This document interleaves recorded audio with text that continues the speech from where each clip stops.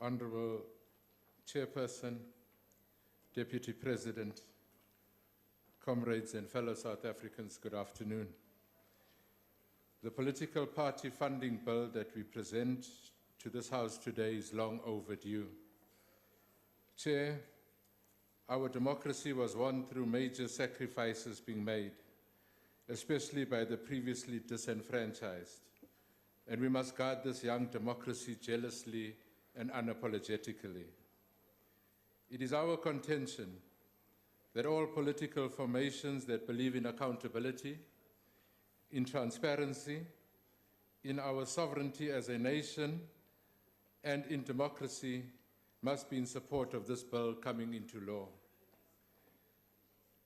Chair, the argument often advanced of safeguarding donors' privacy at the expense of making their identity known to voters flies in the face of transparency. The argument of possible victimization of donors by the governing party of the day at municipal, provincial, or national level will be addressed later, and therefore should not arise going forward.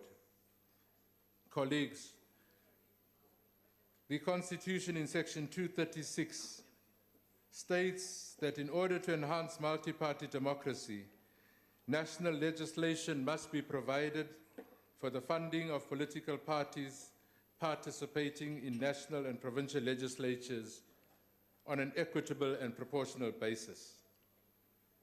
All the smaller political parties have raised a concern that the current fund distribution formula of 90% proportional and 10% equitable does not conform to the said constitutional provision. This bill goes a long way in addressing this matter and should be welcomed by all. Colleagues, it is very important to note that at no time during the last 24 years have political parties been obliged to be transparent about their sources of funding. Notwithstanding the fact that at the center of our parliamentary duty as members of parliament is the obligation to hold others accountable, we as represented political parties are not being held accountable to explain how we use the donations we receive from private funders or why these donations to political parties were made in the first instance. In this regard, the overwhelming majority of South Africans insisted on total disclosure of party funding.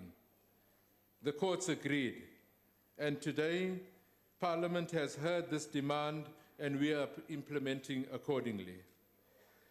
This bill is about building a nation where the rand never reigns superior to the will of the people. The law must ensure that the narrow private interests of those with big bank balances or who have access to party bosses never usurps the will and the interest of the general electorate or party supporters who might not be as moneyed.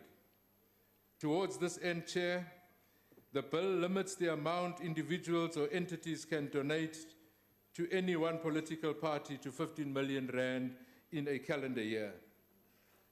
Fellow South Africans, this bill is about ensuring that we at all times must be masters of our own destiny.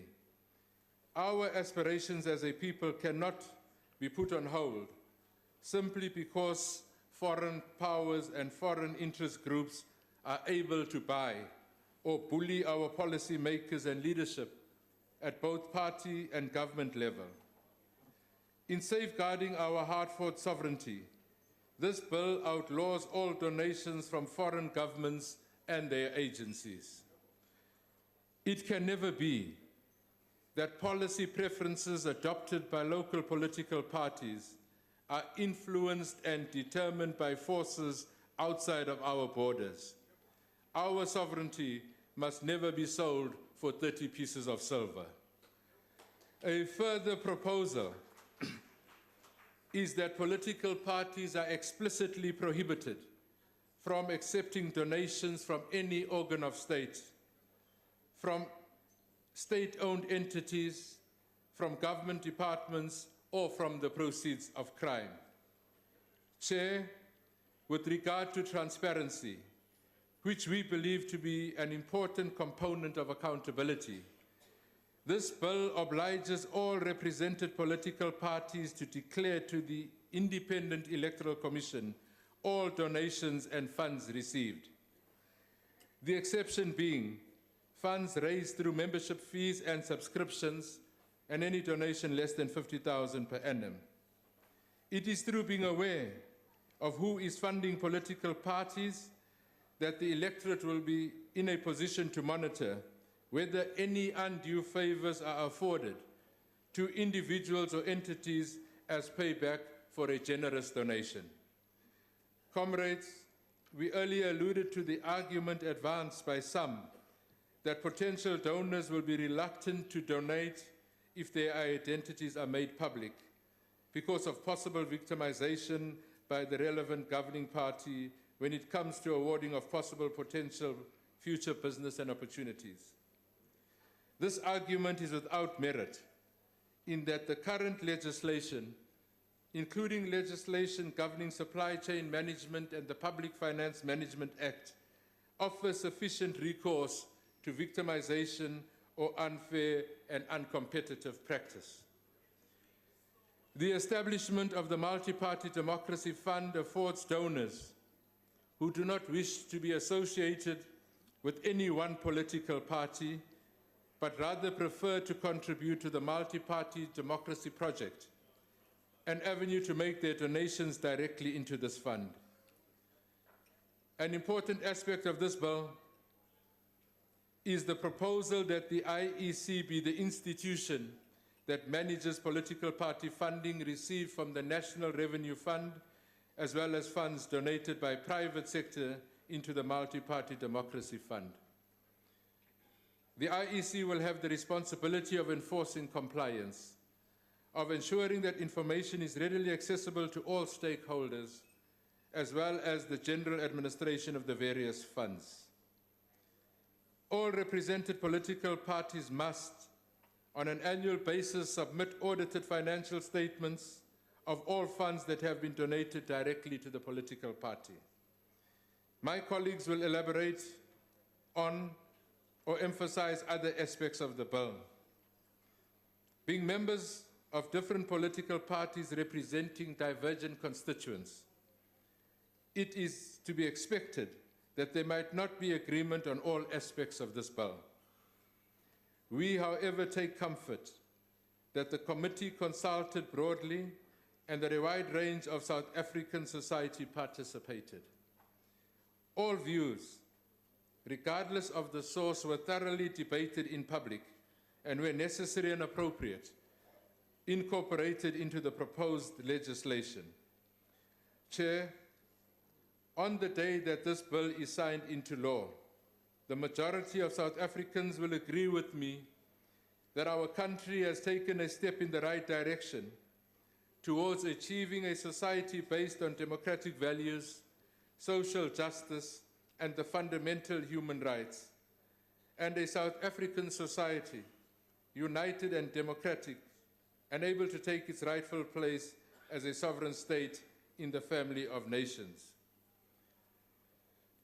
At this point, allow me on behalf of the committee to express our profound gratitude to the individuals, organizations, and stakeholders who participated in the process and contributed towards the development of a political party funding bill.